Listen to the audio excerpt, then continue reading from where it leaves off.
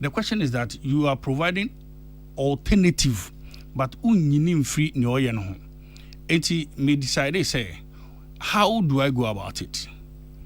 Because that is the implementation stage. Because one year capacity building na yakande biya no. How do you provide those capacity for them? Send your beya or chana onkoye use computer no emfenye adebone. Into one area I look at it and say, you will be able to say Kofi 9, you will be able to say IPMC, you will be able to say NIT. Some institutions way, if as a parliamentary candidate may call this institution and make us okay, me youth no, omo ye omo involve yourself, but me per se ye building omo through software development. Enti ubetimi a group into 2020. Now they will go through these programs, learning software development, learning networking, learning so many things with ICT. Now, you need free computer no, but obey the same thing. But we say at the end of the day, no, obey all this computer aspects in every no, I am more equipped and more knowledgeable. Now he's going to write code, or code. Okoye networking, okosuya how to do hardware. This is where you can take the person out of that or the computer. So no all the sakawa and answer no the defrauding call for. CCN by learning something that is more important. No, onkoye sa the money boom. No one man more skills are on betimi aden ho on may burden to the society and even the government. Now you for no market say omani jihu de. Because unim the time be say and say empempi no so uhia maburu no say adwuma ni ho a enye de wodi oni abunu no oka ho ono opede obesora no pabo tai akotana office I don't know who ni say adwuma enti no obetimi anya sa idea we fantastic but you for omso omope ana what be some why research be some say no omope me we dey me ntwa no a okay tama yi bai community police bai no asema wo kan ya na me dey so there was one guy na o me area mu ha no or every time bia me hu bia na cafe na ofebo mama na so me nya adwuma bi a me mbo na mane enti me so me nya slot bi na ja enti me fi adwuma ba pe na me hia no kwan na me kan say unia una na okache himself you know she say menya community police amount enti no bobo aho enche omo be ko training wo police headquarters training grounds e wo tesano na ne o asema akola ne ka kire mere ho ye the first question obusa am say pay ni yesen enti so bomi pusu kakra na musa say na pay sen na onso expect senye se bia makọ school kakra akọ anim pa enka akola no beji pay a chan because the expectation was around 4,500 to 5,000 cedis na no pay. Community police community police said na dan paragraph say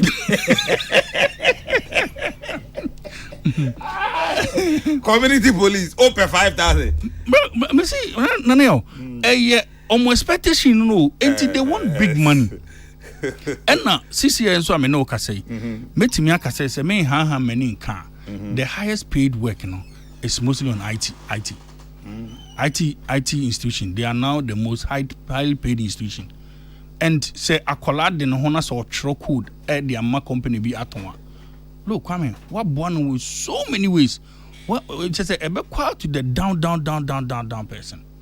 And this is where I want our youth to patronize. And you see, it's not about say unfemba in India and but when you listen to them well and you say okay, this is what you engage yourself because nasa unum come here.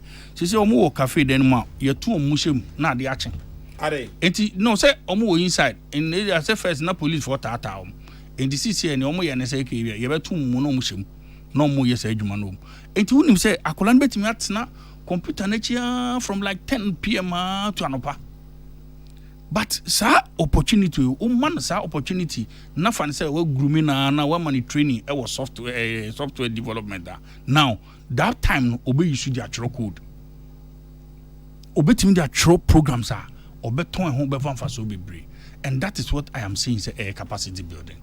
So ya anya ne saa na ye ka say okay enye say no mo pe ema bebre ene database administration ema bebre no muzua. This is what we are talking about. And it's a we equipping no. Na say because one former president can be say it's better for our to educate the people more than when they are illiterate, because illiterate are dangerous to the society. But say oko school no nyanim de kakra bia committing crime very less, because very difficult say me am here crime no ka say obeka say bia me nkotwitu and I'm crazy. I won't do it because I'm more educated. I see those things and very risky to my life.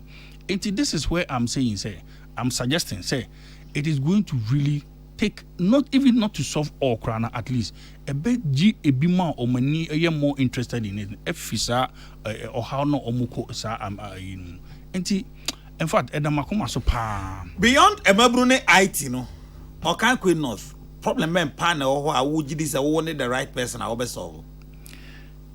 She say oko round she say ya nana na obusa obia adwumasem problem a adwumasem obia beka say enkoyi ema edidwa ebeka cho say enkoyi enkola omuko school ebeka cho say enkoyi aden say chop money e de man ko school na so beti ana say bia e man 5 cedis first na bia no call the todokun be mienu na bia be todokun baako, but the parent cannot give the person 10 cedis bia still 5 cedis na no be maintain it ono so beka say na ho kire no enti aho kire no o ye ka no I go down to the grassroots and me feel say adie ba ko ehia ye pese tackle especially ye man a omudidwa no hwe ye so masen a say Maslock ye ba ya in fact me who say ne akosi Maslock is one of the best initiative but who say ne Maslock akosi welcome sisi e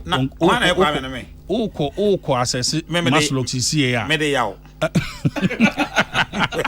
and they are making Nana make us say Maslock on existed here. Nanso assessing the funds now no are problematic kakra. I'm okay queen of Nkwana Ghana nyina. Ghana nyina entina me kire say akoso your man na ayedin kakra and the mayor can dada ho but yenim say MPP party no send your man penny can we have the men they are on the ground, they are working. You still have the men? Yeah, we still have them. And we will get out very soon. I think that Niema to 2 years kakra. Maybe if he say at the right time, no, but I feel won't say we will start singing good song. And then I mean when he say NCBA MPP, you better start to be. And Niema be koyi pa, master. Okay. And the delegates all can queen north 8 you. Oh no, Monkasa. Remember? Oh yeah, that in 3 minutes. Okay, queen north delegates. Me cherish them so much. Na obia obeso obema ntoma no ye ti ni din na metimi aka siso se ye ma no bibi biara me de ma no aka se meboa om especially ye ma na omudidwa no ye be so masen with soft loans betimi access e dey improve on business no one of the areas I'm also going to look at it. Na ye youth no ye won papa mpanifo bi ane youth na omonso no adwuma driving omonso ade ba ko a me pese me tackle ho forklifting yesua any heavy duty equipment sa niam ni nyina no training wo ho no ma yetimi de masa nkofo we nsa no dwuma, and it is there, the opportunity is there. So we could DVL is say now say yes, you have this total number of people within your constituency. Now per se training these skills, because some of them want to learn forklifting, some of them want to learn heavy duty equipment. Yes, it is their right. They have to come and train the people and then give them the necessary license or better no Oguta license that is also the certificate or the Bayer Juma. Enti enone ade ade bia me pese me hwe se ebe boa constituency no. So obia de no ho pressure no free MP so ye make you vie da bia say ahokire ka ebia enka say ni nyina be free ho de nanso eso bete crowd to the barest minimum. Enti enene ade esi mani so me pese me yema okwankwe no ofofo na menim say Nyankopon ebe boa me na bibia me de esi mani so bia no ebe bem na meye no se ne makana so. enti Okankwe mpacho ebi a obi tie onim ba bi Okankwe North ewo Okankwe North na efiri hin kokan hin Okankwe North o start fi Christian Village Achimota Christian Village Achimota Christian Village now they are about to ABC now they feel about La Paz New Boy na o de Bukef ewo Kata Hotel ase o Nyameche Kata Hotel na na epem enti emu suye pa na edwadifo wom business especially La Paz so we say one of the and I mean La Paz ni Achimota one of the central areas baby alfaka obenya ho enti I say it's the middle of the town enti e was say business e wo ho nyina no they have to improve and nyina gina and she share papa o de beba e bebo mu nyina and that is what me feel say Nyankopon ya adom na delegate ka say ye nua asemo kan emu abawom ye fi say bebo an me fi say Nyankopon bebo me na metimi ayesa ne man ni adamo Prince Osu Mensa na me ne no ka say o se Okankwe North obese oboa mo na mo hawo eye ne hawo eda na koma so na Slay Queens no be yo mo den na ka asema me kan nya ye eye mabunu because me dey can catch you say no ba me we mu de omo die hia me pa Slay mabunu yes o say Slay Queen o le na be man say Slay Queen na wa kwa Slay Queen sika sem na oni adwuma masa adwuma sem ayedin me share bi pen a me ka ne ewu ma kire wa you Slay Queen pen me share oba just one night the whole from morning up to the onye Slay Queen and I only Slay Queen that be say at the end of the day we nya adwuma na over 10 to Slay Queen but we am pese be man sa yem pese be ban sa ye bom pa ye say sanema we nyina bi nsisi e wo ye constituency ho ye be drive sa or how ni you share sa no ye nden enye constituency mpo na mishia no okru me pie fi me office na asa the taxi or hwehwe baabi na hwehwe fifira free no o te taxi ma o de okohen okuta CV ni application wabre wona tiache and sa nipa we wo me constituency asa abrango no o be involve ni se busa ne ma we o me nka se Slay Queens wo constituency for there me kire se if say omo pem so na enye yi a no adane akosa ne man but ye nhwe se sa ne man be si wo me constituency da ye bebo ho ban enti ne ye de sa nhihye papa ba se e be si ano kwan complain ba kwa me tise delegate ye pa ne se ye to abama na wunya ni wi a ye hwe wa ye hu fe de oba MP fi a is obuku appointment any sa ne ma de na kire se wo ba ye sonko mata me amiti hey constituency wa na miti o na oko zongo me zongo kura na mewo zongo no na mewo na wo hwe me ne omohom keka ohun se agro be so efia najo efia no pa se ne woni omotie no najo de ne apon me nye sure say o betimi ayi oma masa when you turn your back against them edu time omo so be yi oma esa na biasi me constituency ya mekan sa na si here because na ebia went mini relationship na antoa so ye wo honeymoon but we do baby no na fi wasesa uni honeymoon ni bio afi de wogya man at the mercy of the weather it is an ekobae but me nyesho se besi but me ohwe me se na me sini omotia me obi am me very sociable to me se sani pa there be intimacy some adwen sa there be wadwen you don't let the power rule you. You have to rule over the power. No. And yes, oh yes, sir. And the power no vow no. And no the main makwan sir. Me say send you whom you are here home. Send me see et no sir na me obi oni me bia bet me aka che say prince dear. Say prince dear no. I see. Obi oni me bia be ka che say sir na me. Delegates omkoko season ni.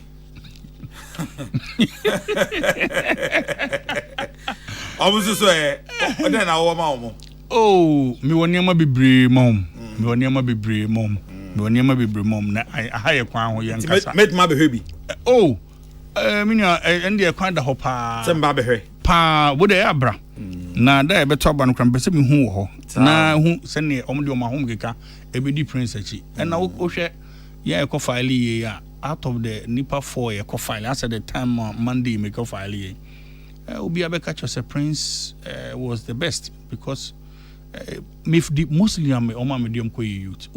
Mostly were the youth because they wanted a change, and that is why until omudi mechi. And yes, maybe until me hondo ntia. Any ne wo dream any mitiri mu a me pese me de ma omo. And nti no mu nyina e kam ho eba me ho. Enye bibia ntia. Okay. My last 2 minutes near fan you nkomo yi. Delegates 8 you, emrewafo tie nkwakora tie slay queens tie who you funu tie obia 8 you bajo mama 2 minutes the opesa oka bia mate me da say okankwe north delegate for eye muamunua prince owusu mensa aspiring parliamentary candidate na make say enanwumre make say monaso na meba da bia make say obia o petumi wo wonsem a wantimi amba wo naso amagi tumi no na emom no ode bra menchen no ese wo ye very careful na enanwumre me hye wo bose ade biara me de mano aka efa youth ho efa yenuanom emema no ho efa yenuanom ma no ho ene ye ma o mudi dwanyin nada bibia me de mano aka se me ye bia no me ye de aboa mo se ne ebe ya constituency no eye ma ye nyinaara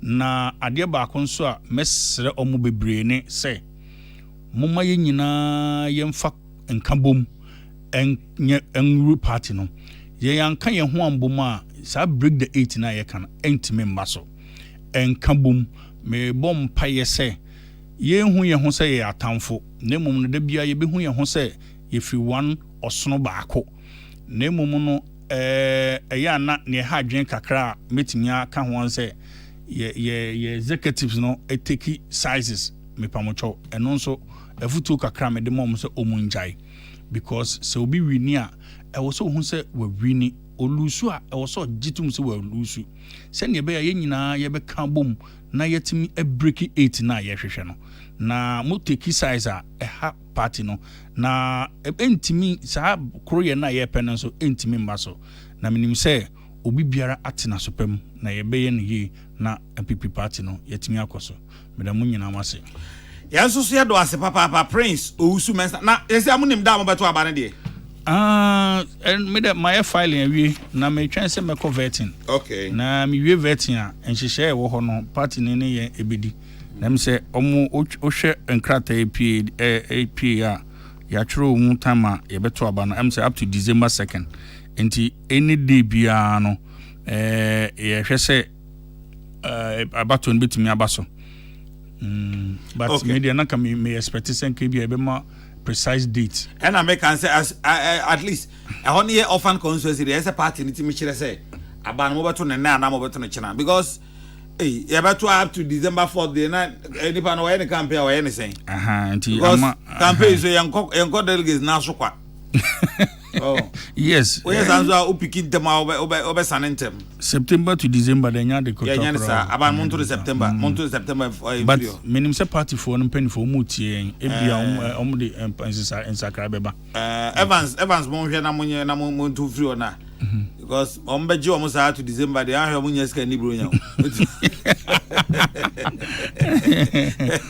ah mo nya ska ni bro nya menua otrinkwa menim se e bia ye be se ahia biom ansana mato abano nyamenka ho nsumi dance da menka ho nyamenka ho pa me dance pa all right Prince Owusu Mensa or parliamentary Okankwe North constituency parliamentary candidate hopeful on the ticket of the MPP Prince Owusu Mensa onona yenene twetwen komono the platform enu asungusu a utie you a day for me ba why me ba Babe wonzemba bepe baby papa atena akasa nzemba na Tony papa basum na bafamu abapa de aye adwuma pa amamamba pa ayeye yendine ndie wonzemba ka na me penzemba tiendi kindi nintie na yaw Kesseh the cardinal with the platform dwumadie so wo PC 104.3 Jordan wukoda bia with the platform nana yaw Kesseh the cardinal amanzan bepe wonzemba tie with the platform so the platform.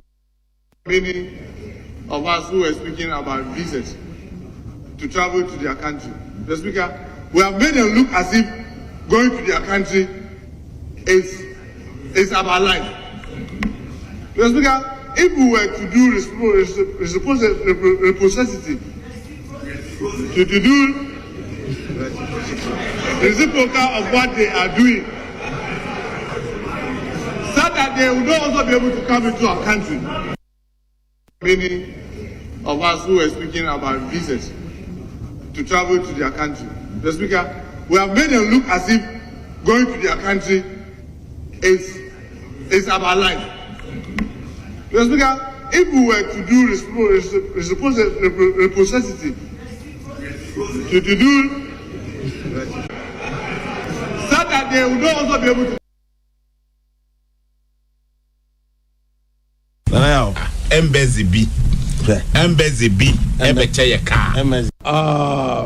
when the government cuts short or he commences a project and it delayed, it means that there is a possible cause, and that cause is the reason why the regional executives have conglomerated here to pray for the government and pray for Nana Akufo-Addo, for the Ashanti party and Ashanti region to have a favor, for the commencement of interchange become the reality, not cutting short. That is why we are permitting His Excellency, the President of the Republic, that still the Ashanti region people are looking upon him. It's not that they are not have already voted for us as it done in 2004, and as they also voted in 2016 and 2020. So this one, when you do the opportunity cost, the scale of preference, although we have a lot of roles in Ashanti, the Ashanti people won. But when you do the scale of preference, the Swami interchange become necessary, that every Ashanti region, everybody or person is looking forward for the road to become the reality. That is why today we have made a press conference and appeal to them. When the government cuts short or he commences a project, and Mr. Dramani, chairman of Karachi East Constituency.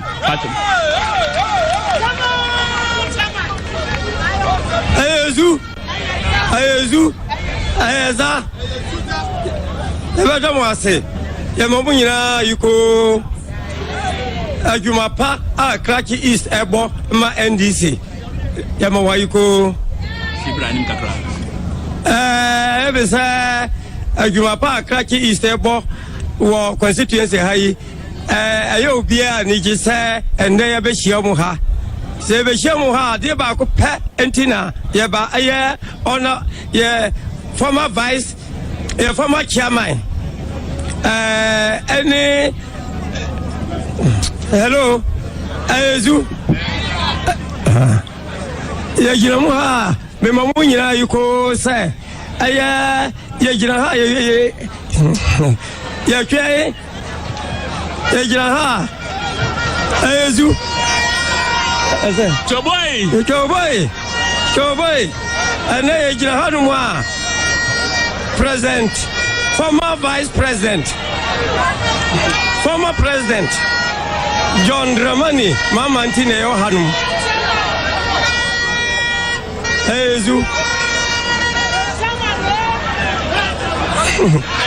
Ezu president Ntia yabe hia mu hanu ya sha oti region bosse Yamobia kwaba Yamobia kwaba Sunday present jira ye nemu hayi oti region Karachi East ye abatwa ye babeto experience no the present abatwa no ye share bo say ye be man 100% wo oti region ha na etu su bio Juma pa president former president aye o say ba be ye bio enti ye man 100% na sa show no say be 2024 abatoa na ye ba beto no Karachi East be man home so na ya mano 100% so all the constituency executives yeah Karachi East ha my president akwaba the aba Jumadie Karachi West hanum na one Karachi East hanum 120 constituency branches executives nyina yo munyina montomano 100%. Chairman, why are the chairman? Oh, chairman. But chairman, no fans, pal. Because on Statia Kasa, I would tell you say yes. You yourself, you will clap for your hands. The chairman, no fans, pa. By the way, and I mean, to say Fugu night to say you because Prince Ousu Mensa or Shefugu, Awal Mohammed Eshefugu, Honorable Daniel Kwashi Asiama, cassava farmer, Onutushe Fugu. And I mean so Misha Fugu, plantain farmer, plantain cocoa farmer. Miss Misha Fugu. Tell me who say a Fugu night too. Tells where dear you, but Yambetre. All I was Yama. Obeni. Now what is it? Eja. Meka se nka meka se me hu ye ba me hu nye. Stella Banchi no one farmer. Oh, Banchi no dey safi we na madua nti twa me brunya. Now who say we Banchi farmer that brunya ana wo ngwafo. Wo si wo do body da na ye no. Na etafi na wo start Banchi no. Na time be na maka chose me do ba. Me ga sa wo do da o. Nya me dollars no so ma dia wi. Eh na what man no get. This year no. Anyway, me no get. Ose. Anyone no Kesseh. Ose mankaze me do aton. Wo do edi. Yes. Just to eat and help my neighbors. And friends. I free sabre akọ next year na we no be born o be di there. Oh, but near media this year no. By Christmas there na 6 months ni bi. Oh, yeah, a be come. Okay, all right. But you know if cassava should take 1 year, January 2, ntinu mi yanu tempa, ebe do much na me banchi free. Nti se ukwa fum na efe keke. Nti twen na akukọ bi tu ho na Christmas no Christmas be de bantu fufu na the body ka kra wo. Mini fufu. Ondi fufu. Ade obedi mo. I mean, na Russia Ukraine war here. Da be mo nya maduane. Wo so ka ho. E mo nya my favorite kra. Me pe apesi ana banku bi na me dey fine but fufu. Ese banchi papa so na pesi e de. Na ti apesi de me di but fufu de Ti say your hodi ani bi. Hodi on say anwea nti no. O ya le emu na if. Na bobo kakra hyem si akoy ti say savannah bibi sa tare. Ne banchi ne de. Sa o. Ba so ka hu bi because gawe no why ro no why nkese anke nkreduane. Some no me pesa me policy a udi sikabe guma afa na wo su senye. So iteration we start kakra na we expand it. Then you are not going to waste. Oje market accept. Acquired is the Bank of Ghana afiba ku 60 billion. Now biza won se nyanza wo. Kadina. Enti video me ndo ma form sa. Mate awal. Nana. That's say. Yami adum. Pa. Yami adum. Bibi a sheye. Yegusu kakra. Fugu efo. Me that's it. We Upper East. Oh no, Upper West. Upper West. Yes. Okay. So we the Savannah there. There be nya Savannah. Wo shimani Oh yeah. Okay, na your friends Tamale. Me fugu no free. Ebi free Tamale. Yes, we free Tamale. Akwan omo fa so enwene no. Mo so omo de omo nsa na nwene. Ebi free Tamale na ebi so free wa. Okay. Yes, we wa there. Ti ho na me jime fugu no free. Anyway, say bibi I fine. Oh, nyame adom. Kakra. Ede nyame ase. Asema wo ho ne say. Eno minority for Efre press conference. O masem ne say. Bank of Ghana wagu ne ho animu ase. Bank of Ghana toto ne ma yie.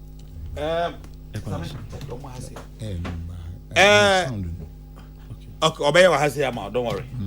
Some be monitor ma kakra. And now NDC friends and Joe for Shemua almost say Bank of Ghana. Send I was here Disika Amana Brosono. Omoyes Omudi Bank of Ghana. Sami loan. Whatever bao. So almost Omudi Bank of Ghana chia. The baba nye papa. Enti Omama governor no 21 days say offensive form. So when see form a omo ebekwa ko piketi ohonom na bibia a basa but moment here kakra ewia ye baba. We are resolved to embark on popular action to occupy the central bank and drive out the team of inept, callous, and criminally minded mismanagers of our finances to save the Bank of Ghana. What we will do is that the march will ensure accountability. Colleagues, the march to ensure accountability will begin in 21 days if the governor of the Bank of Ghana does not do the needful and pack bag and baggages out of that sacred institution that he has unfortunately mismanaged. Dr. Ernest Addison and his deputies must go. There has to be an end to this impunity now, fellow countrymen and women. Let us arise and save the Bank of Ghana. The governor and his deputies have found it prudent and expedient to invest $250 million, representing almost 3 billion Ghana cedis on another head office building, somewhere at rate. In our circumstances, this is the height of insensitivity in the management, the financing of a troubled country. A country that is in a major crisis. You have decided to award a contract worth $250 million, representing approximately 3 billion Ghana cedis for the purposes of getting yourself a new head office. We believe that this is insensitive and it is not right for the governor of the central bank to go into this expedition at this time. We are resolved to embark on popular action to occupy the central bank and drive out the team of inept, callous, and criminally minded mismanagers of our finances to save the Bank of Ghana. What we will do is that the march will ensure accountability. Colleagues, the march to ensure accountability will begin in 21 days if the governor of the Bank of Ghana does not do the needful and pack bag and baggages out of that sacred institution that he has unfortunately mismanaged. Dr. Ernest Addison and his deputies must go. There has to be an end to this impunity now, fellow countrymen and women. Let us arise and save the Bank of Ghana. President Akufo-Addo and Dr. Bawumia's government, when they fail to manage the economy, they basically turn the Bank of Ghana into a printing press, printing more money. The responsibility to prosecute the Bank of Ghana governor and anybody hold accountable is the Attorney General. But which of you here believes that Godfrey Dami is going to prosecute any member of President Akufo-Addo's government? It's not going to happen. But I can assure you that apart from the fact that the governor fears appearing before Parliament, he thinks he's only accountable to President Akufo-Addo. That even the finance minister, upon all his escapades, is forced sometimes to appear before Parliament. So if the finance minister is bigger than you, how dare you not be able to appear before Parliament?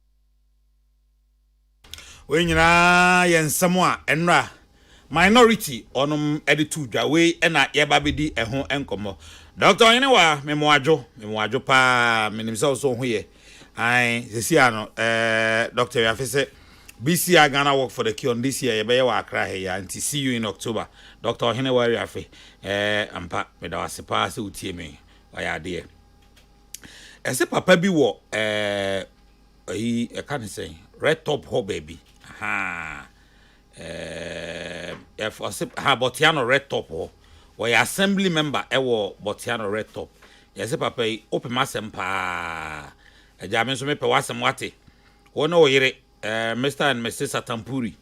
E mamu congratulations. Senano oba otosu num e na matu ni din. Amada kwa beni Botiano red top o se o mamu trinkwa. Nyame nka mo ho na bibia nso nko yie mfa mamo. Bibia be fine, bibia be fine. Ona was ya man. Open cardinal. dear potty na mo pese moji I mean dear na mo pese mo ye potty dear na mo pese moji pacho everyone ho Bank of Ghana yo openyi cardinal me cha Peace FM etie for ni nyina ewo Ghana ne amanoni ena mechia menua awa soso etie for moba Daniel Kwesi Ashama on Kesseh cardinal mbema news pa etie for mesrem akase ndra NDC for our parliament led by the minority leader Honorable Atufosin omuye press conference ewoye headquarters eyi insembi atudwa etie for misremwa insem ni nyina minority leader Honorable Atufosin any Honorable Agboja the chief whip ekaye no minority whip ekaye no mepamucho eye reporter Bank of Ghana enye NDC for na ekoshe no enye NDC for na akoshe Bank of Ghana governor of Bank of Ghana say for report brao eye Ghana mra say afiswa brao na bebu akunta echere parliament any Ghana for sena usi ebo bra wo di bia ye di maw inti ye papa Addison Dr. Addison ebu Bank of Ghana hunkunta 2022 no Oka semni nyina ko wie se in the year 2022 afia atwem no Bank of Ghana djuma wa ye nyina no waboka etie for mu ntiem ye enye NDC for ejesem pipi for nam say propaganda ne de onu ankasa na eka na asem se waboka sen osi waboka 60 billion 60.8 kra billion Ghana cedis etiefo yeti asemu ya oman Ghana from 2020 MPP for the guya sumpa ase ena corona ena sika ni ho ena ye Bank of Ghana tumitina se eboka ye juma boka 60 billion now etiefo in Trechum kakra metumi ama Bank of Ghana say Bank of Ghana ti say warehouse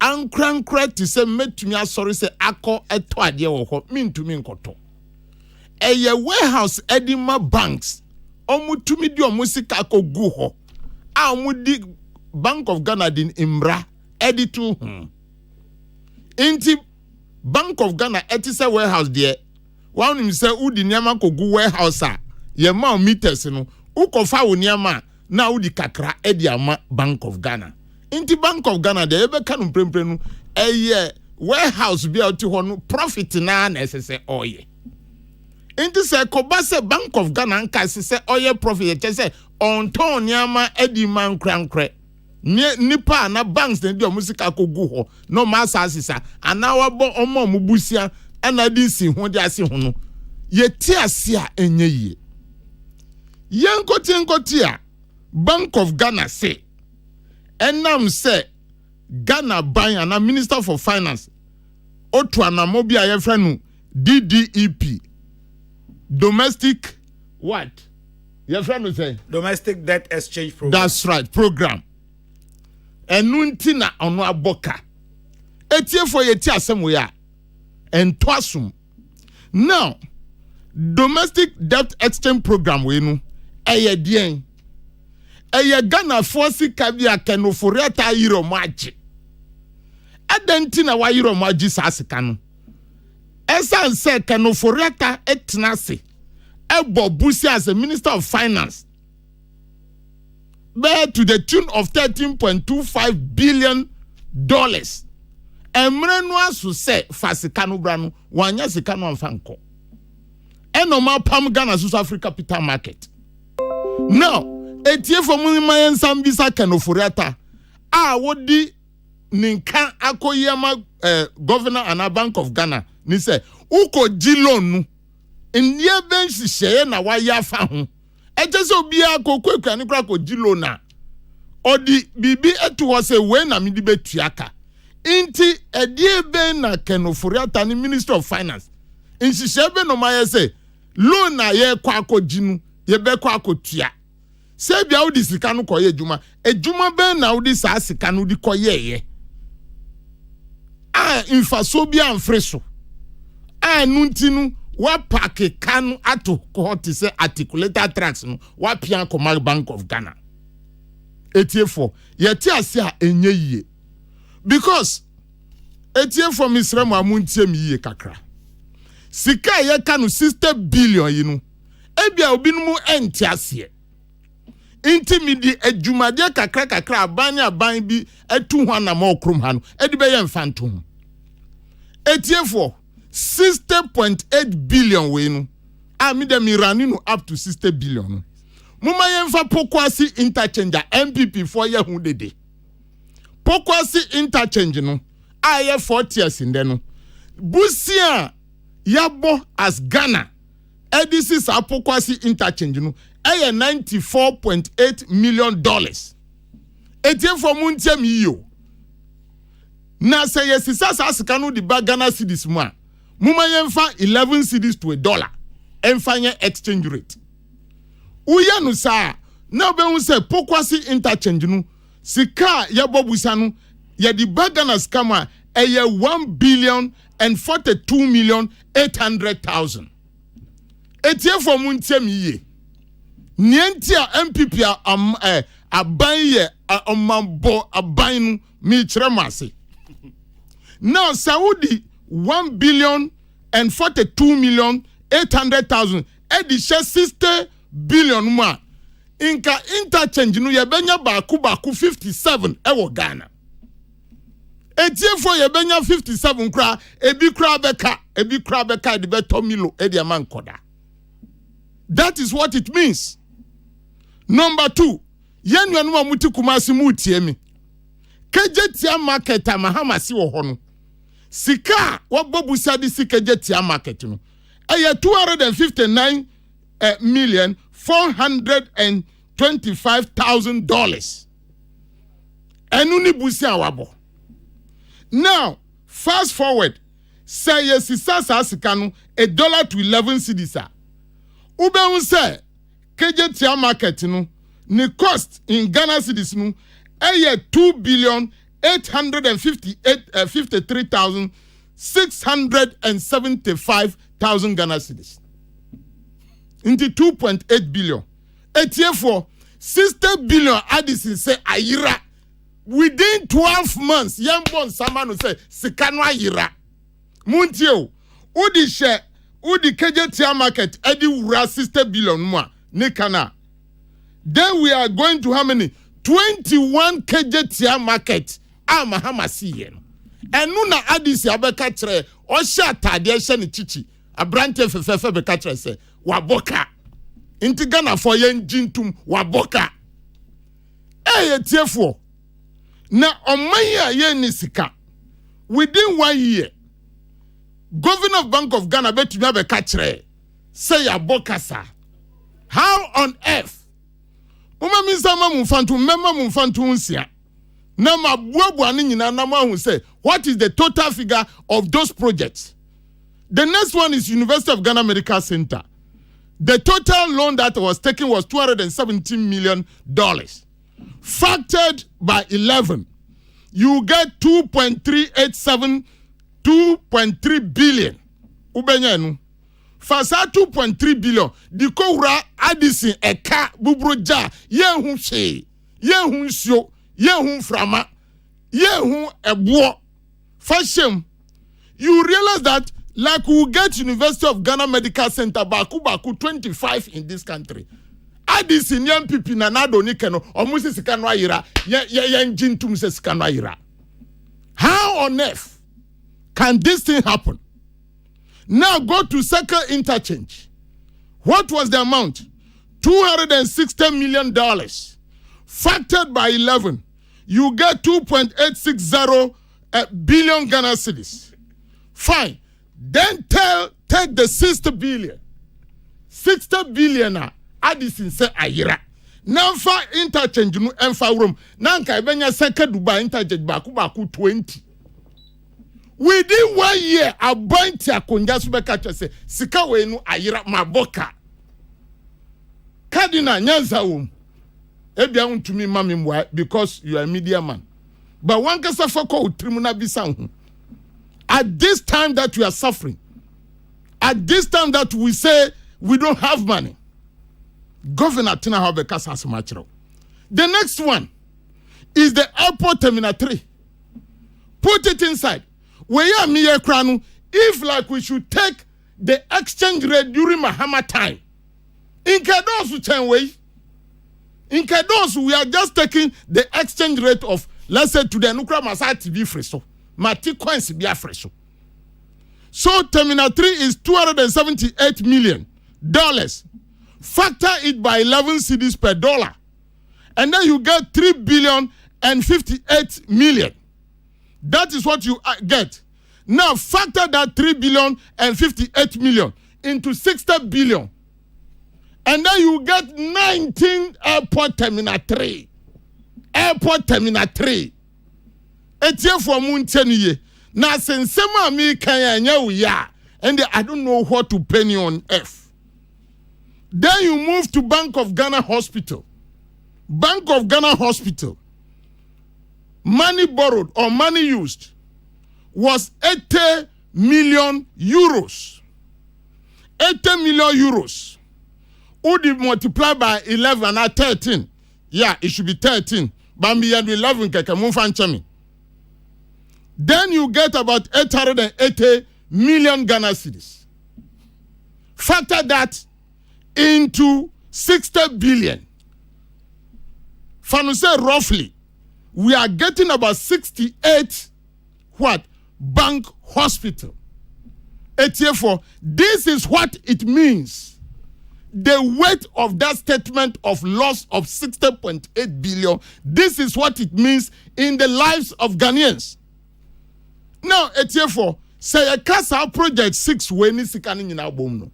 Saying, Muntemi na muntemi ye, Misramu, Musum for Kesseh. You take number 1, Pokwas interchange 1,042,800. So what is the point? Number 2, what's the point? I want to put it together. Then you put it into 60 billion. Now it's a project in Siawe Ninanu and do even 15 billion Ghana cedis. Then I'll put it together. Pokwas interchange, their total cost, KJTM market, total cost, University of Ghana Medical Center, total cost, Circle Dubai or Circle interchange, total cost, Airport Terminal 3, total cost, Bank Hospital, total cost. You put it together, you get 12,289,475,000 Ghana cedis. 12 billion. All the projects I've mentioned, Ghanaian. Mami, come on, say one mami time. Me to bonus say. Me say me to bonus say. So if now you didn't come my episode as man now do. Go kapai. And there's some numzio. Into one who say, if you are too fast, it's so charitable. We are not angry enough. 6 projects, 12 billion. Okay. The 1 year, 12 months, they come to tell you that 60 billion is lost. So beyond the 6 projects, I'm still be adding more. Because I want to Ghanaians to know, mayor list to know. Michelle say 6 na manya says 6 when is equals to 12 billion. And now this Abeka Traminu say 60 billion no ayira. Dote 12 no cry free 60 no more or 38. Anamba. The beauty film Abenya saying 48. Yeah. That was 12 billion. And I'm so free 60 no more. Yes. 48 billion. So you see that even this project anyhow Ukraine say one year money you because be o has carry kan men kase manya no ye me sha say ye adwuma no adisi edi afiba kun 12 months edi asay o man no sika and we are in deficit. It beyond the wakeka nyina no de na mo pese mo ye as which people NDC. Yeah. NDC is a political party which number 1 must hold government to its promises and following the laws of this country. The governor and his deputies have found it prudent and expedient to invest $250 million US, representing almost 3 billion Ghana cedis on another head office building somewhere at Red. In our circumstances, this is the height of insensitivity in the management, the financing of a troubled country. A country that is in a major crisis. You have decided to award a contract worth $250 million US, representing approximately 3 billion Ghana cedis for the purposes of getting yourself a new head office. We believe that this is insensitive and it is not right for the governor of the central bank to go into this expedition at this time. Etino mo ultimatum na mo de ama governor no 21 days no so na on resign ya. What is next? Minia, Papa, even this ultimatum is charitable. Senka Addison, Eye Ghana ni, or drink Ghana hua. We needn't, after reading this report, Eddie Maganano, he should have resigned. He should have resigned. And nobody should be waiting for NDC to say that we should go and pull him out. We give 21 days. Good. But you know you cannot pull No. I said nobody should think that way. Nobody should think that way. Yeah. As a civil servant who want to manage the economy to nurture the economy to develop, as a son one can say on resigning. Look at the projects I've given you. Look at the cost. And he's still sitting down there taking salary. In the midst of sufferings, the finance minister was talking, you are taking money to build a new head office of $250 million. Why won't you have the president that appoints you?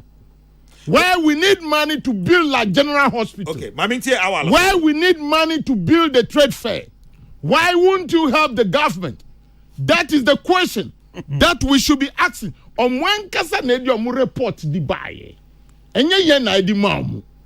So you ask yourself question. When you go to Minister of Finance and also 2 years now, 52.5 billion, or see it has been transferred to unknown source. Up to today, all right. And we are sitting down. So Minister of Finance rotten, Bank of Ghana rotten, and we are still counting. They are breaking the institutions. Mate. Go to Minister of Health. $81 million abroad. Were you told whether that money has come already? Mamintie a friend awala so. Why? Mamintie nakakra. Medase. Numzio meba sisi ya. Me numzio. O numbio. David. Are. Mami. Wame. Awal. Nana. Tell him more cash pa. Nana medase. More cash pa. Amba. Maminchia ye tie for nyina na minchia honorable. On say all kasana ma so air condition man because na emfifiri etin na yasam ketwa. Oshanka opposition communication shada nye very stressful because na your opposition here communication emani ye because at least oto bo asi chre normal mu a eboa ema at least omutimi ye. Before semeba eno so no mami ka ade ba ko I think say it happen here ema even the press conference crano any credibility. Press conference no minority leader any credibility. Exactly. Saying ade ba kwa ewom ene say almost start ye no tama yeyi Haruna Idrisu afri ho NDC mpanimfo eka say omo ye cool no ai omo beyi Haruna Idrisu afri ho de atoforcing ba no omo kan say the elections will be fought on finances and economy enunti na ama omo de no ebaye no say ampa say Bank of Ghana the report aba na mu feel say Bank of Ghana report no e damning e yade a mu hia nkyiremu e yade a wo se mu kyirikyiremu Ghana fo e yade a e wo se empanimfo no mu amfa nkyiremu bi amba e wo se omu yi omu free mu a mijin de say ukojina propaganda platform e na kokasa. You are the minority leader in parliament. There is an avenue say ampa say NDC for oma kuma mu pa na omu pese omu boa oman ya anka omu nkojina propaganda platform because Osha platform na okojina was a moment of truth. Samijan fi ya tembiano oba obeshintro ewo ho no. Into omu begina ho ene shintro omo ekan because omu nim se report na e bae no. So omu to omo say edgy breakdown anka omu timi be press conference no kra. Enunti na ama me kan say sa press conference no integrity no kra no Ghana for enshada enso mu Kesseh. Especially even the financial experts. Minti financial expert bia doso mu say senia okan. That's one. Two, and say the inimpa as an opposition party and say na say nya wona abache opposition adwuma. Debi Debi ya wo de na position so nya de. Make can say was say yehu say ampa de wo ye no enya bo apaye bi anase enya ntro bi na opese wo shiga na fontina wo yesa. Because even in the NDC tamana omo competent opposition people in 2007 2008. You remember what they were doing before some bit the assembly no omo the alternatives and so omo the facts present no omo the contrary facts abeka. Whose facts? At least omo timi ko yenhwehwemu kura deba na omo abeka say NTA for instance mama for just one item before say meba so one item mo say communications yonkwa services nkwa omo spend 67 million meboa 32 million on communications. Intinanka I was say who say cash in the marriage. Saying or omu jidi say rational to be spent. Ya antesa asem no atu force na no. And one say or two figure no tumu into or two figure no gumwa. Oti a uyambe she say course nkwa. And that is what honorable Eteha Oye. Was this kano yesi ayira wana ka says kabi ayira. Yes, Kano. You baby egu. Why na ka say Kano? So aboka de na ayira. I remember say na aboka na 2007. In 2007 2008. Say an NDC for koye. Okay, fifi kwete. Obeka sa kofo kra wi gold da Ghana ha nyina. That was what they used. Omo ya kronfo, omo wie say. Omo ba omo ntimi anche ni pa ba akokra.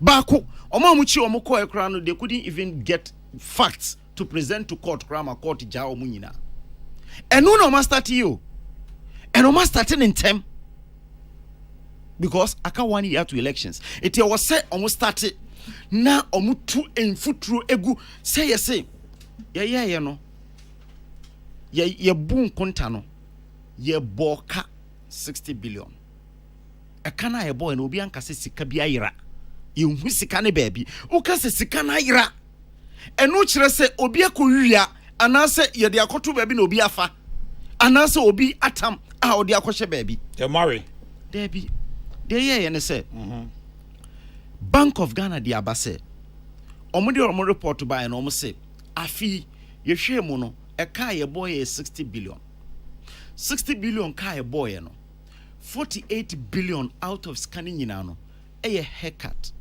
omo take it because na ye pe IMF bailout omo ka say ye kana ye de no ye almost unsustainable enti ye mpe kwan bi emfa so se ne be ya ye betimi sustain ye ka no na enya be 55% to the GDP up to 2028 enti e kwan betimi afa so aye ne say kan say be ye debt restructuring obia ni sika eda eye Bank of Ghana na say eda eye bank I was say your money insi hu bia no yentimi money insi hu afi ye beto aheda because ye niska esan say ye nisika ye de beye ya ready eda ho no it ye to aheda no baby anu uko your friend say Greece there was a haircut o de ja Greece de ne kan de me can say obi bia oye debt restructuring bia no oye or the haircut by ema ne kan sika na eda ho aban no take decision say yempe haircut bia for individuals any banks no okay so Bank of Ghana say definitely omo na also omo absorb now you see anya haircut omo na take the haircut no omo na absorb ma the banks no any instruments I did that ho na keka ho eti absorb omo absorb wie no Ena omobo ka 48 billion. Prices, any exchange rate losses. Omabia including UK. Ene omukaya losses are Bank of England incurred this year on losses on 155 billion pounds. And know your prices, any your friends exchange rate losses. Bank of Ghana saw any 5.7 billion. And a cocoa bills no 4.7 and no 60 billion. So obia nim babia eda. Enye say bia obia ko wiase sika bi sane NDC 4 kan. Meti say se o pokwasi inteja wo kabu mu a. Mukra de sika mu me ye hwere ya ye tua ya ye gusu tua take o pay amu ye kra no. Just 3 companies, $232 million. And ye tua. How dey atwam. And no ebetimesi pokwasi inteja makuma ko saying. We're still paying. Car power, we're still paying the take or pay. We're still paying the take or pay. Calculating in Abuma saying that's very important. Again, communications. Oba say central for some media from and call central for Yamaus Canibi. When you go and call Bank of Ghana to come and explain, omudi enchiremu beba. Bank of Ghana spending that amount of money. Communications, and yet the Edema Media. I manage communications. And communications management, it's not money, sir. Edema Media, Edito airtime, Yedi advert. Bank of Ghana communications, omu transmitiska. Data omu here to transmit the money. Omu yusu Reuters, Omu Yusu, Bloomberg platforms to do all these transactions. 57% of the 32 million are working. This is the real facts. But Omu say, oh, cost on kwa Omu ye 32 billion. Why? Sana Omu ye in 2007. It's Ghana for 1 year fear. No wakai. Tama fifi kwete beka se President Kufuor we Ghana gold or call Parliament in 2009 as minister. Was he na mi entro na meshi. And no must start you. Bako omusio cars nkwa vehicle maintenance cars omwe 131 million. You refer insurance ka ho. Insurance na comprehensive. O car no honorable comprehensive route ya say. Omu refer say your friend say of fuel. Omu kra the Bank of Ghana say fuel eteki be 91% of the total amount. Because almost started, almost budget is 6 cedis. Because in 2021, no, there is 6 cedis per gallon, per liter. A move could drew 23 cedis per liter. So within that period, we are talking Bank of Ghana because it's an independent institution. Okay, talk Ghana.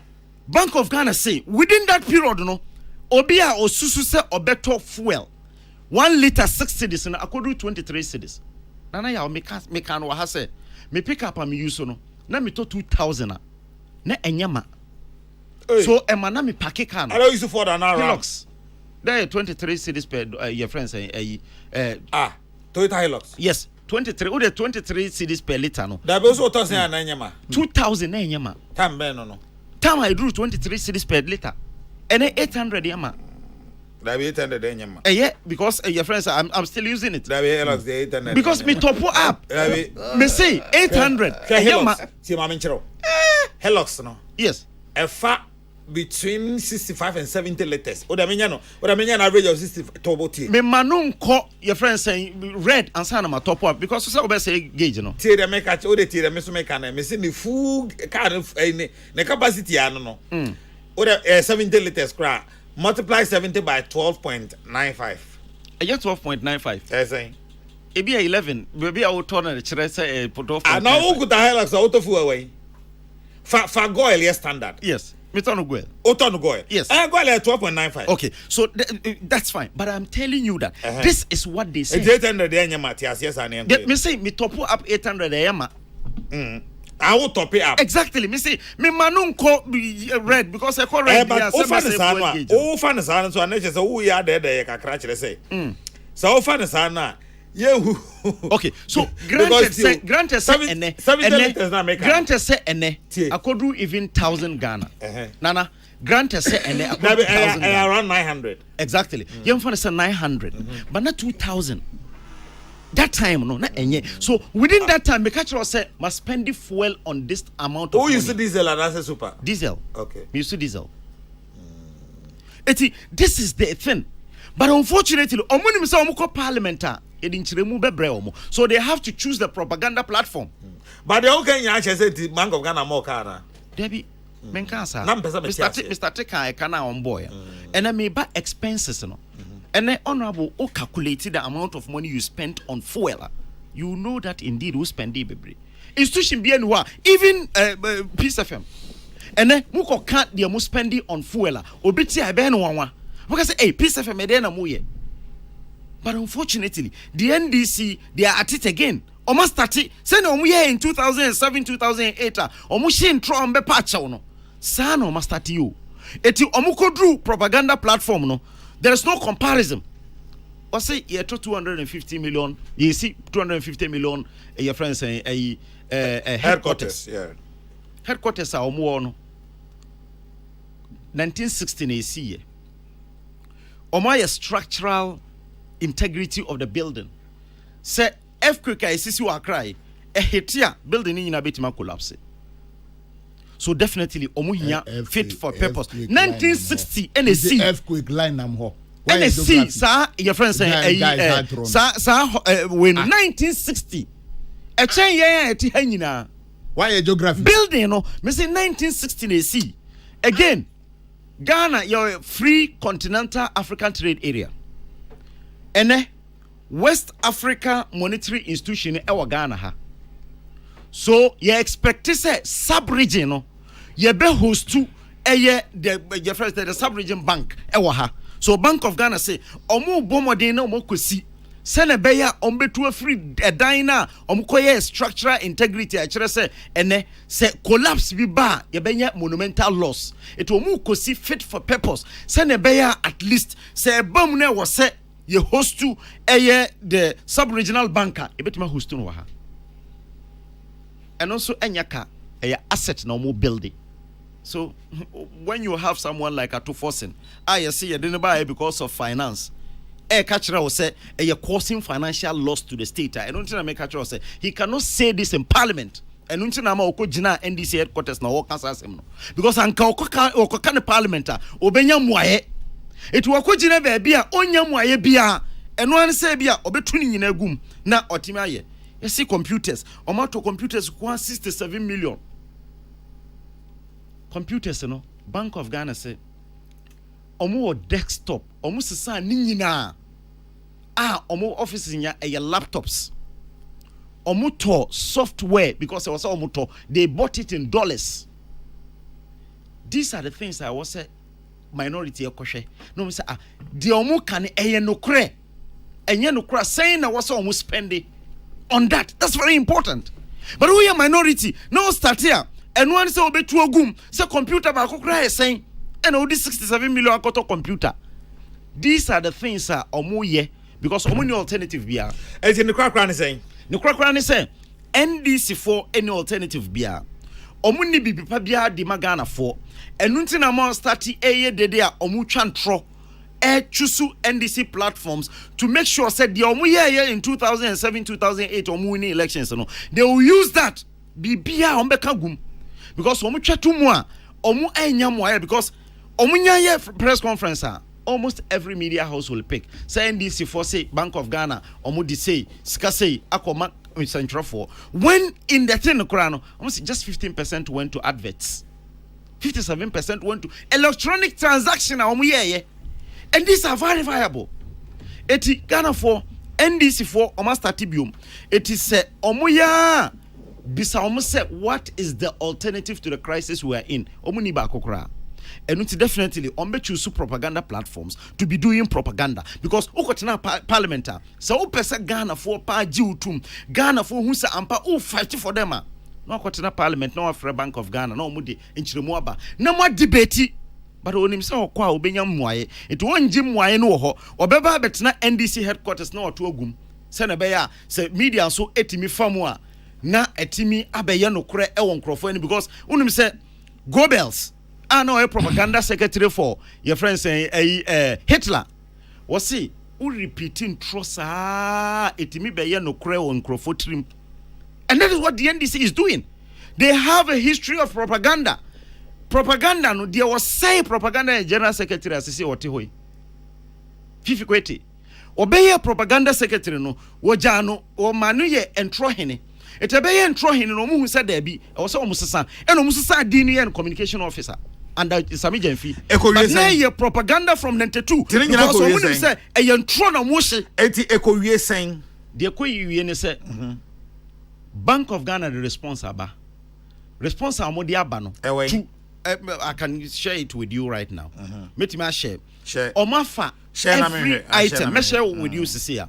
Omafa every item a NDC erezi edim nchiremu any breakdown ebai. Okay. Eti nchiremu ne breakdown say who problems with it me jitum say normal bi wo mu a e wo say ye bisa omo further na omo di eba a very important again. As omo my further and better particulars. Yes, baby a omo so etochima no e wo say ye so omo pachi na omo chirechirem but omo di nchiremu abai enu na wo say wo so as NDC person na wafa na nka say nchiremu ande aman we entosumu we ento enye mu na mu kok oncover bibia Bank of Ghana report a omo de baye ena mu faaye ena mu di betu mame nko sada to omra we mame nko sada to o say de omo so omo de ma media na esen media no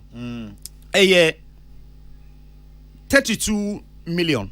32 million. And no more say communication expenses. Ghana cedis on. Exactly. Communication expenses. Oman kasa omo di ama media. And the omo di ma media cry publication is a 15% of air the omo ye. And your friend say adverts 10% of the amount of 15% money. 15% of the 0.15. And adverts 10% of that amount.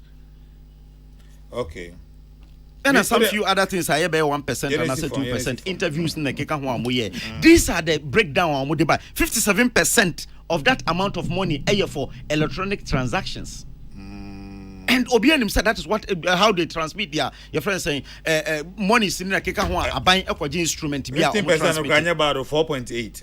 Exactly. Hey. MFA Apple. Davi aga ashina makatonya no. Look, MFA, you take the money some where you and now understand why you know they call me again. You take the money where you know they call me. I hear you. 4.8 million. Charlie Mamintro million on count. That's publications. They already call media houses. Any bad. It's not that you're cramming. I'm brother. Man Sadat. Champion Anna. Man Sadat. Nana Makupe. I'm for to say. Nana man for Kasa. Oh, Facebook. So Bank of Ghana come on. I'm for the pa. I'm for KB or Hormona. I shall say that K. Rashid dear. And I'm a dear Firas, K. Rashid said to my golf city and I show you what the free. Was he saying the DNA aka Dr. Baumia friend? Was say and anaya watch when you bring power no powerful bigger for and chance from co and na enko emfa emamunina na was say MPP for who here send some NDC for Kano or be the na so muso be the NDC for chia any Ghana ebeji agupa enu MPP for muntintim mo na se na omunye ho no munye adwumaden esanse bibipa bi MPP dia ba no NDC akasa edit apen NHIS NDC kasa tie free senior high school NDC ekasa edit aye fantastic web force the way free sehwi asanwene so o say wo hu emre tintini a dollar ne ho ye de ma cedi ahodi free mu na Bank of Ghana bitimi ka kire se waboka 4.8 billion dollars ebei na sesika we nyina ntina wo ho ena Ghana ye call IMF ko pay $3 billion no was debi MPP for debi in fact bugumu ho ni ma se pa wo so dum nyanfo Kofi Benteleke fan form income MP sehwi so wo se enchia enko enfama David enso die nie wo se show no Amizofe ena wo ti show no edifiri a wo se live ho no manana ko so na ebo adwuma Erikokubuadi enso die nie ne patriotic voice bechi mo se nchia nkomo no manyafo alana kwadwo chiremante wo se wono de obesere Ghana for pa se ne ekoso nyina no still a wonya gidie MPP abam no gidie se MPP for betima 10 in the money worunya for alan kojo chiremante oni di pa osusu se obetimi edi NPP amonyoko no anim akismi edwe free se hwebekwae wo so ono no wo hu ni se MPP for ebuo efreni buo mu ni baako mpose edema Ghana for nanka eba ne sen ena sansemu yi mutimi ba be defende Bank of Ghana ne na mo si derby MPP for hu ni se omuni buo kra edema Ghana for enu nti omo pese bibia omo bibia no chese omo fa ne se Ghana for nimu na chese omo twifa Ghana for so na omo de kosa o si derby enkoye sa okure mu biem Mensa Pillar 2 wensu die no se Dr. Bomia was next president and Chankoma ni no incoming MP. Okay. Kojo free body phones ono so ni die ni adwuma ko fantastic show. O se na show no kama pa na MPP Senate bia no omo break 8 sense omo ye adwumaden Anthony Kwasisaki Central Regional MPP organizer o se enchia enko enfama wanwume Evelyn Mensa o se na ya wo che wanwumere pa o show no otie na Kwaku Shaibu enso die ni Kwaku Shaibu se obi bia Bank of Ghana nsemi obetim de nsasi ne bo na we defend the Bank of Ghana na nipa no onye Ghana ni nipa no wondwe Ghana hokra o sencham enkoma Kofi Bentelin Cameroon MP for so na meko ase ho no mo a kwabena first and so die nie o se hwe ba ena so yi o hwe edi efiri eduwedo o hiniku enso se wo suhum na o se 29 November 2022 Bank of Canada oboka $522 million inti Ghana boka enye news inti yensusu na yenka Wellington Daisy New York City ena show yi o hwe no Facebook edi frosi na ya Kesseh no abedwa for wapan for enchan koma mo pa na o se anyumere obi piem o bronzer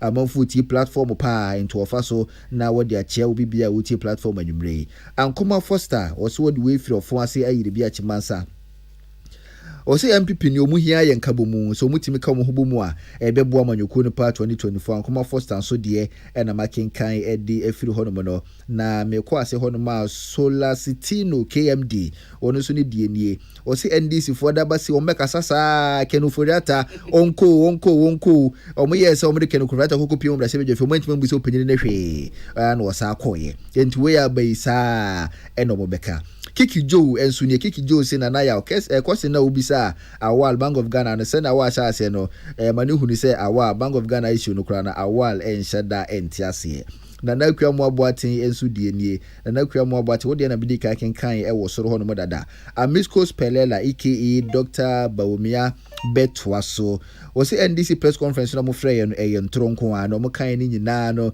dan no kuribia enimu nchankoma wo manyafo Mavis hawa kumse no wonso de a wo de baaye eno no OBS ahafun kasemu osu wo ubuache chemicals ho na show yi wutie edifiri ba na wo no ubisa se Bank of Ghana no we no first time a central bank wababe account publicly na ubisa na if yes and identity if no na identity na dada no na yentibie OBS ahafun kase mo so dia ubisa no Ali dan ladi enso edie no se MPP amonyuku no kamia ko se entro katahye ni dwire mu pa na amonyuku ni yehye di so enti bibi MPP ye bia no tim hu ne se nkofu yi se na omusi ko edie enema nhye dan ko ye chese bibi bia nko ye MPP bre so so hwe taxes ye tutumu fi wo bo ekosoro chese bibi bia ekosoro nanso enka na jedie mo hono no na chese fuela subsidy eda ho anje se nyina no na ye bo Ghana fo nanso MPP die ekwan bibibia enkoyi ewo maimu Ali dan ladi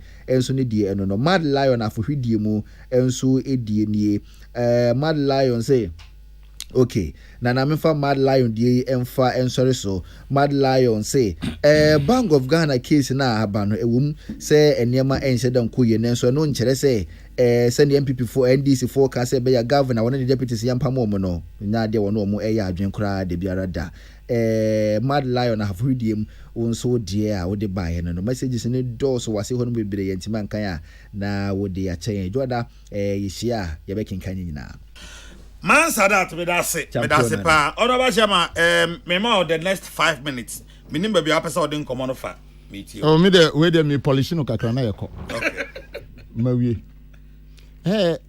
Cardinal papa minu awa ba obi aka kire no me ka kire no say a reporter governor of Bank of Ghana edi ba ho asem na ye kan enya dia NDC fo akotro enti se won tumi comment on se na eti esi yenyan report no yenyan pa because at the time ye bre no and directors our Bank of Ghana no increase salaries by 8.6 million. Whilst we are crying, what are you telling me? They've increased their salaries, so directors. No?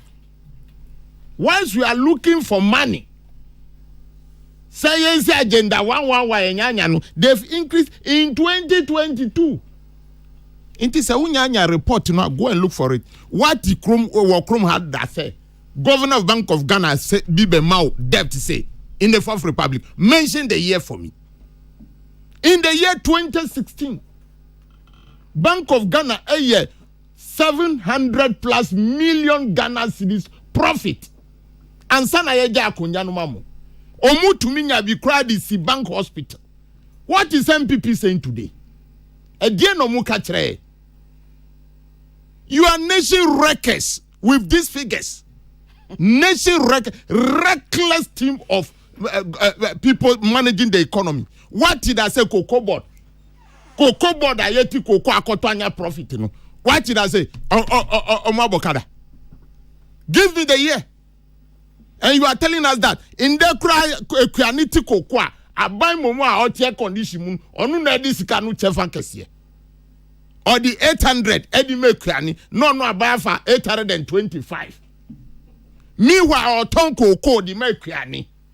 Yen yanuma muti and fra brotre, Sana nanadwa ye Ghana, Muntie, and ye na ye can. Reporter Governor Eddie Bayenu, Nipa ye Trianicanu. This is the report he has brought to us.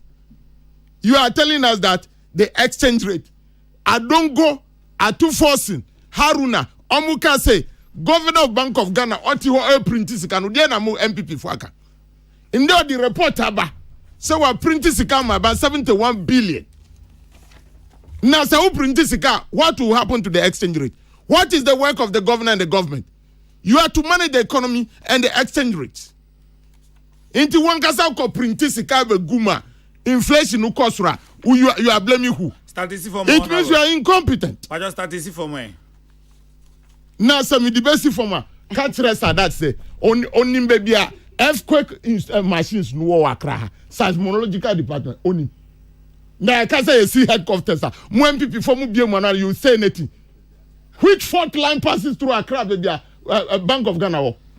Which fault lines passes through there? We are geography. Tell us if you do geography and stop lying because you have dissipated the resources of this country. Don't be lying to us. And if you say we are lying, the truths are there. Ghanaians are saying, therefore, Mamamu always 6 projects. Pokwasi interchange. I was starting to see for more. Mamamu misi. And it's Mamamu. Pokwasi interchange. KJTR Market. University of Ghana Medical Center. Circle interchange. Airport Terminal 3. And a bank hospital. Mikasa big project at Ghana Nibianim Eboma. The cost is 12 billion Ghana cedis. Now, be a ye tiani ka, ye tiani kraman kraka, ye tiani medica. What's up the tenants have a catcher say, ya boka 60 billion in 12 months. And you think it is a joke. This money is even more than the money we are going for in IMF. Very reckless government, wanton dissipators, siphoners. My boss. Nana, Baba. Said every day Kakayana. Say how in 2007, 2008. Sa no much agum. Obi anywhere or cancer manufacture report. But muteki report no out of context. Muteki report no edit to mu edit year propaganda. And untina mamu kotana sab 20 million headquarters no kotana siya mo yesano. That's one. 2 NSA. Omampeni. In 2022, Ejumayefo I want maimu. Omampeni am budget se yebema omo skabia. Nenso at a point in time, yehu se omainu muayede. Inti yama cost of living allowance for public sector workers. for 6 months na yetua. Again, for the first time in the history of this country, Fourth Republic, 30% increment in salaries of public sector workers. Into the director now or Bank of Ghana, only the man in Tuna Katium. Omo de omo akatuanen kade babia e dana. Enu tina make say they are bunch of inept leaders because anka oba you know you don't mention the nominal figures. Enya to force na see finance and economy internet in the buy. You come and mention say omo increase omo salary by 8.7 million. What is the percentage to that? Now there no any report. What is the percentage? Any report. Why would you don't understand what you are saying? Nominal figures. You don't understand what we are talking about. This is how I spend the money. And you are telling me that at 2%. So Nipa no na atro say this is what they are done. Anu neka abai 60 billion. Okay, so 60 billion. Anu neka. So why are you telling me everybody is suffering under this? 30% increment on abai ejuma efo nyina abai ne ye no so ye ka won na ya de boni. But no, at the Bank of Ghana, no, so any report. No, so we are talking of Bank of Ghana. They increase their we are salary. talking of Bank of you Ghana. You mentioned that they increase their salary. Okay, I said we are talking about Bank of Ghana. How many millions do they give the public workers? 30%. How many have they given that? We are talking of only directors. Only directors. Printing of money. Section 30 of the your friends Bank of Ghana Act nature so printing money na gum. Have they consult Parliament?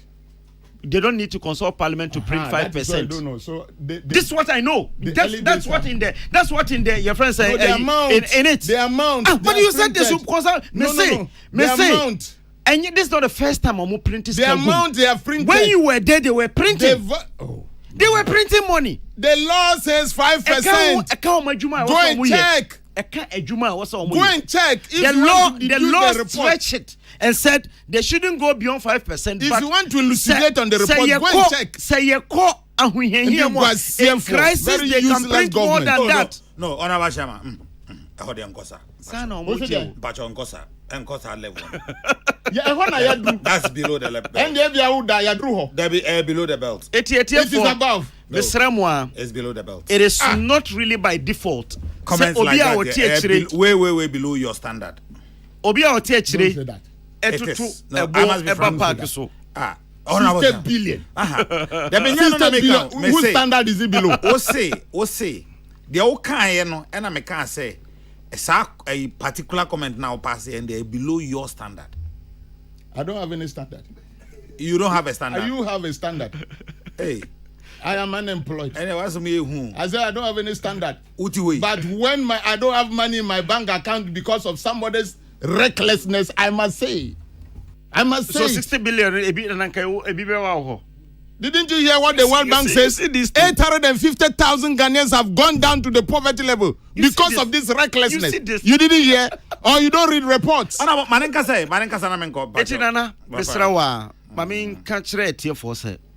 NDC for money at the Pabia Magana for. Since I'm starting in an de bia criticism.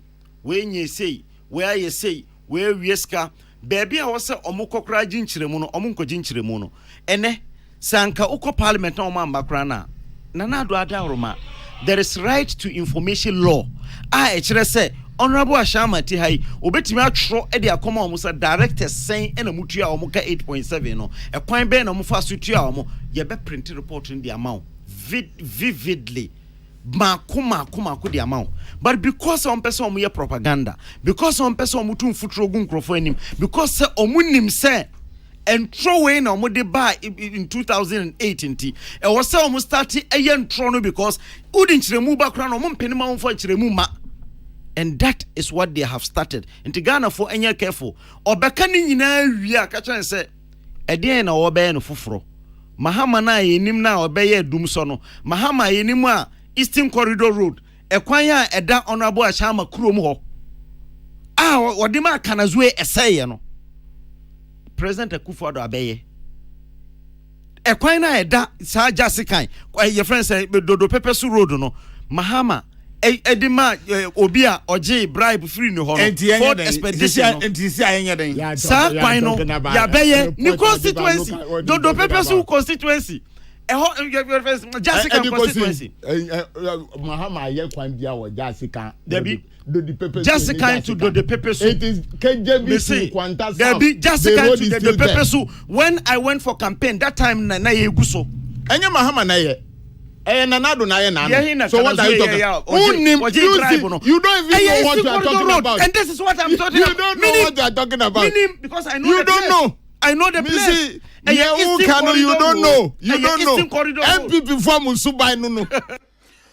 Ecclesiastes chapter 12 verse 13 or say assembly nyina wie ye ne say and also nkafo tire edu mienu yimudu miensa say assembly nyina wie ye ne say surade onyankopon ne di na hyede so we ni nipa nyina asede assembly nyina wie ye ne say the politicians na kan usutie ne famu abapa na edu 2024 na ko gina daka no mu a no hunu ba bi abeto afa ona ba say ma say Bank of Ghana sika wanya no ni permit sa communication ka ho me nya bi enu ka na me ne yi ko ho emefa pa o me ne no ko wo emefa sole bi aba me no na edie so ho wo akwa ekode akwachi Bank of Ghana sole wa ma me no wonder people are panicking because of you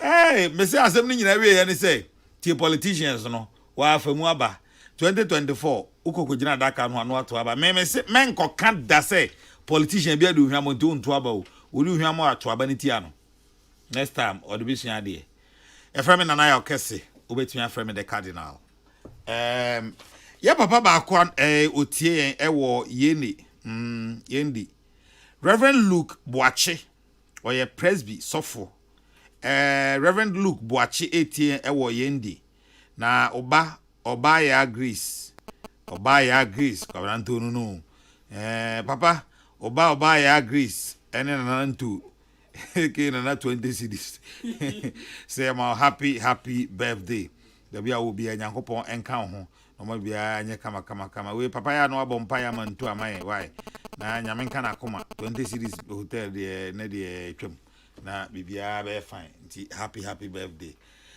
Patricia Sefafisha Elizabeth Ejin Henry Kwesi Minka Prince Bafo Asamoah aka Konongo Jakchan aka Ofata aka La Paz Toyota and Samuel Apia and of course my man Sadat omuna hihye ena madi ho chiame yame ya adomo a ibehia ewo program ya so na otwa ebesimu me da radio sum djua mu nyina ubia nkofie boko ubia nkofie boko ubia so apon a ubia hweso nkoni fie na bibia enyame ma bibia anya boko ema ubia mesi ha chia mu nyina me da radio sum djua mu nana 20 yenkwe